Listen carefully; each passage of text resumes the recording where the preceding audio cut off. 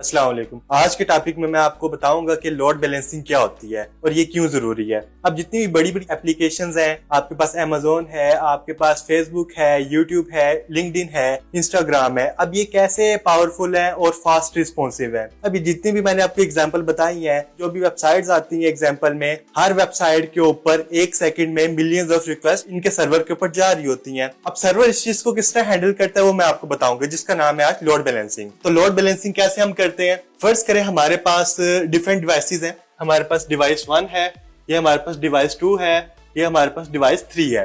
अब इन डिवाइसेस के साथ हम कनेक्ट हो रहे हैं वेबसाइट को एक्सेस करने के लिए, तो हमें चाहिए इंटरनेट। तो इंटरनेट के थ्रू हम कनेक्ट हो जाते हैं। यहाँ से हमारे पास इंटरनेट आ जाएगा। लेफ्ट साइड पे मैं कुछ सर्वर्स बनाता हूँ। आपको भी पता है कि जब हम किस चीज की रिक्वेस्ट करते हैं तो वो रिक्वेस्ट कहाँ पर जाती है, सर्वर पे। तो सर्वर भी यहाँ पर हम बनाते हैं। ये फर्ज करें मेरे पास एक सर्वर का रैंक है जिसके अंदर 3 सर्वर एग्जिस्ट करते हैं। ये सर्वर 1 है, ये सर्वर 2 है, ये सर्वर 3 है। अब जो फेसबुक है या फिर यूट्यूब है, ये 1 सेकंड में मिलियंस ऑफ रिक्वेस्ट को हैंडल कर रहा होता है। इसकी हैंडल करने की वजह है कि इन सर्वर के साथ अटैच होता है लोड बैलेंसर। लोड बैलेंसर को मैं सर्कल के थ्रू एक्सेस कर रहा हूँ। ये एक लोड बैलेंसर होता है। अब इस लोड बैलेंसर के पास तीनों सर्वर की एक्सेस होती है। जब कोई भी यूजर अच्छी वेबसाइट के ऊपर यानी कि फेसबुक, यूट्यूब के ऊपर एक्सेस करता है, डाटा को फेच करने की रिक्वेस्ट जाती है यूजर से इंटरनेट के ऊपर। इंटरनेट के ऊपर आके हमारे पास सर्वर के ऊपर आने से पहले लोड बैलेंसर के ऊपर लोड होती है। अब लोड बैलेंसर के ऊपर तीनों सर्वर की एक्सेस है। अब जिस सर्वर के पास सबसे कम रिक्वेस्टें होंगी, हमारी रिक्वेस्ट उस सर्वर के ऊपर चली जाएगी और वहीं से हमें रिस्पॉन्स मिल जाएगा।